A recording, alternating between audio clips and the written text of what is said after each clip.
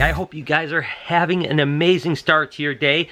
I'm fantastic. I'm here with my animals. It's going to be a fun day. I think I'm going to update you guys on the big snakes today. See how Lucy is doing after she laid her eggs. Remember how we removed the paper from Satan's cage? We'll go take a look and see how she's doing. And then, of course, we'll just look at Daisy just because she's amazing. Later on, me and Lori are going to chop down a Christmas tree. Let's get the day started.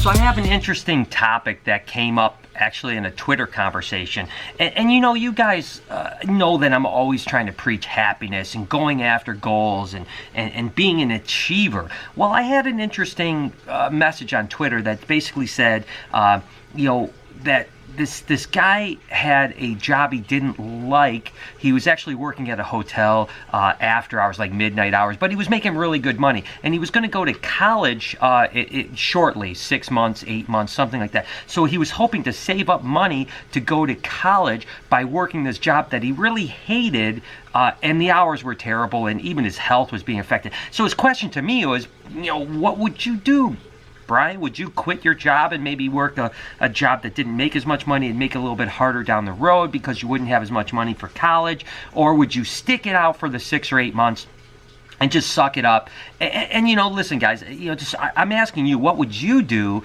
Would you stick out the job and just work because it's going to financially put you in a better position when you go to college? Or do you quit that job because you hate it and it's not good for you and it's terrible, all that other stuff, and get a job maybe for minimum wage and maybe not make as much but be happier? And that's a tough question. You know, the truth is that in my past when I was younger, I did work a couple jobs that I absolutely hated, but I needed to do it because I had a family and I needed to make money to get my business going, so I kind of sacrificed. So this is a tough one. I want you guys, let me think about it for a second, and you guys comment down below about what you think, and what would you do, or what advice would you give him? So just think about that one. So guys, I'm wondering what you guys have been commenting down below, but I'm thinking a lot more about this, and you know, yeah, I think it's you know, if you had a job that you were saying, I'm just going to throw out hypotheticals. Let's say you were going to make $100 grand a year, but you were going to be miserable, but you needed to do that for a year or two, or you could go make 20 grand a year and be happy. It depends what your goals are. If you needed that money and that 100 or 200 grand, whatever it is, and again, these are hypothetical numbers, but if that really was going to change your life, at that point, I almost say you maybe suck it up and just, you know, work that year or two, not the rest of your life, and be miserable, because I don't understand how people do that. They work a job for 30 years that they absolutely hate. That sucks. I mean, you know, there's value in your experience, not just in the money you're making. But that being said, if it was just a short period of time, and in this case it's only 6 or 8 months, you know, if it was a considerable amount of money, I don't know, maybe I would suck it up. But at the same time, if your health starts coming, I don't know. I mean, you know, hey, listen, I'm a guy that's lived most of my life just doing things I really love to do. So my advice always is follow your passion, follow your dreams. But that doesn't mean there's not sacrifice at times. And if that sacrifice means for 6 or 8 months you're going to be miserable, or at least somewhat miserable, maybe it's worth the sacrifice if the benefit outweighs the sacrifice. Does that make sense? So keep telling me what you guys think. So as promised, let's go ahead and take a look at the big snakes and see how they're doing. Again, keep in mind that it was just yesterday that Lucy laid and we cleaned her cage, and already her cage is completely destroyed again. These snakes are sometimes difficult, so we'll clean her up here a little bit later. And she looks great, though. I mean, just look at how, I mean, she just looks amazing. She looks so good. And I really wanted to update you on Satan, because now it's been, you know, I think close to a week or so since we took the paper off the front. And look at her. She doesn't seem to have a problem at all. I can wave around, I can do all this stuff, and she's 100% fine. Now keep in mind, some people have been asking lately why Satan has been mellowing out. And the truth is that really a lot of that goes to Trevor. Trevor really was working with her, and for the first time she really has changed. Whereas she used to always strike every single time you were around her cage, but when you open her cage, she's actually now gotten pretty good and started to really relax, which is pretty amazing. I mean, just look at how amazing she looks. Now she's starting to go blue, so that's going to make her a little bit more angry, but also a little bit more mellow in the sense that she's not seeing as much. So anyway, she's doing really good with her cage the way it is, so I cannot be more happy with that. And then of course, if I'm going to just update everybody, I might as well update my girl Daisy and come say hi to her, see how she's doing today. How you doing today, Daisy? Oh my gosh, you're looking beautiful today. So there you have it. I mean, big snakes are looking good. Okay, so it's been a few days since these green tree pythons were set up, so I'm going to go ahead and try to feed them and see if they'll eat. Hopefully they will eat. Now, the one thing about green tree pythons is they do like to eat at night more than they like to eat during the day. So sometimes when a green tree python doesn't feed, you can come back at night. It happens to be afternoon right now, so I'm going to give it a shot. If it doesn't work, I'll just come back later on tonight and give it a shot, or whatever the case may be. But hopefully they take it, so let's give it a shot.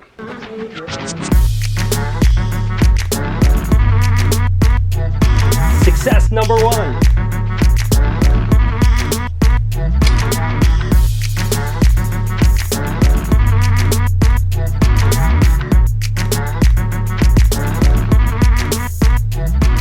So there it is, not too bad. 3 out of the 4 of them accepted food the very first time. I couldn't be more happy. The one didn't seem interested, but I will say one thing. I think I'm going to switch the substrate. I didn't like the fact that when they coiled it and they went down in the water, it kind of freaked them out. So I think I am going to go with like paper towel, somehow get the humidity up some other way, but I'm still kind of figuring out the best way to do them. But nevertheless, great success.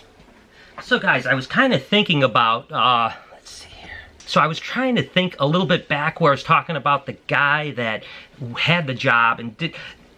Listen, you know, if you really think about it, if it's only a matter of a little bit of money, I mean, you know, I think he said he needed to raise about $8,000, $8,000 to $10,000, and if he went and got another job, it would only be about $7,000 worth of income. So it's only a couple thousand. So I have to ask you, would you spend 6 months or 8 months miserable just to gain an extra couple $1,000s? I mean, to me, listen, I know a couple $1,000s is a lot of money, and to some people, it's you know, really a lot of money. But I just think that life is so precious that how can you waste time being miserable, you know? And again, I don't ever encourage anyone to just walk away from income. You know, be smart about what you do, but I don't know, to me, a couple thousand, I mean, if it was $50,000, then I can completely understand it. If one thing you're going to pay for all your college and have no debt whatsoever, and the other side you're going to have a $25,000 debt, I say at that point, maybe it's worth trying to stick it out. But I don't know, I'm curious what you guys think. But anyways, I'm wrapping up my work here at the shop. I am going to go buy a Christmas tree, and I'm looking forward to reading your guys' comments.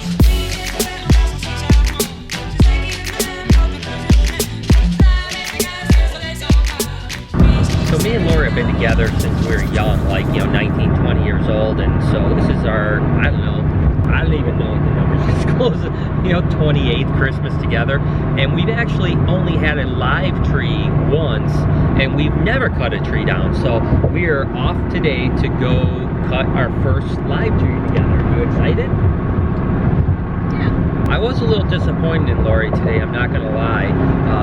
She put a swear word on her Instagram account, and I thought that was terrible. So if you guys follow her on Instagram, if you're young, don't follow her on Instagram because she's a potty mouth.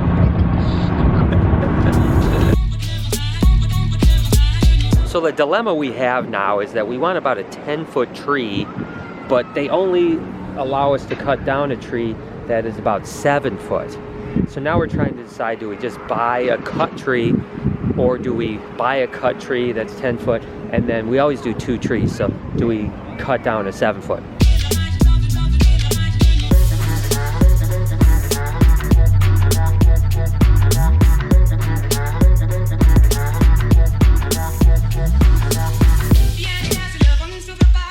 After a little deliberation, we decided that we'll just buy a tree and not chop one down.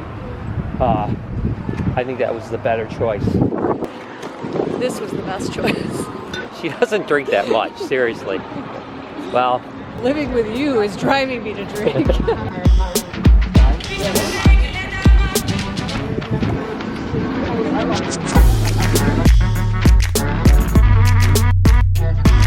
that actually went surprisingly smooth. I mean, I figured for sure. Real smooth. And I think that it's not going to fall out. It's about a 25-mile ride home, but we're going to take the back roads instead of taking the expressways and stuff like that. And then the trick is that getting in the house should be really good because they bail it up, but how do you undo it? Like, you just cut it? So I've only had one live tree my entire life, so I think the first thing you have to do is cut the thing off so it can suck water up or something. At least that's what Lori says. I don't know if she's lying to me or not, but I'm going to cut a little bit of the trunk off.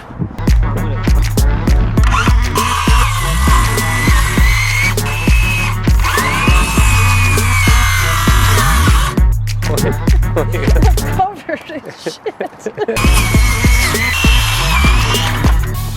Touchdown! Did I do a good job? Yeah, that was great.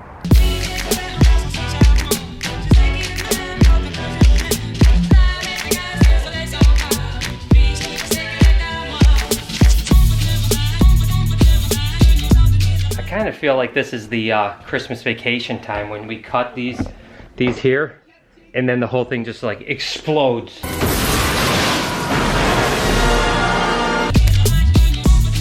Oh, it's starting.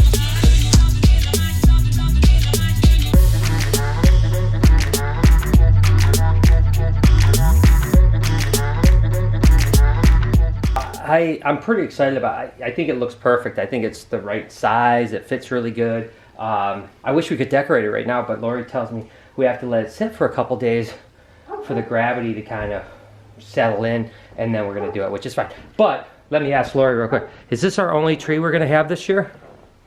No. How many trees do you plan on having? Well, since we're getting a live one, there's probably going to be anywhere from 4 to 6. 4 to 6? 4 to 6 trees. You act like you've never lived in this house before. So 4 to 6 trees, guys. So this is only one, but this is our only live tree, right? Right. You know, it is right after Thanksgiving, obviously, and Lori really wanted to start decorating about the beginning, right after Halloween, like the beginning of November.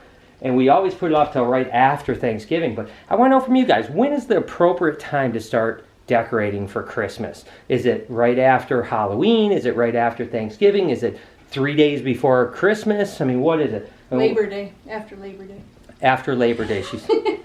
And for you guys outside of America, Labor Day happens in September, so I don't think that'll work. So regardless, I mean, there it is, our Christmas tree adventure. We didn't chop one down, but it was still pretty cool, and I gotta tell you, it smells so good. That fresh pine is so amazing, so pretty excited. I'll update you guys when we decorate the house and stuff like that. I'll give you a tour of the house. So.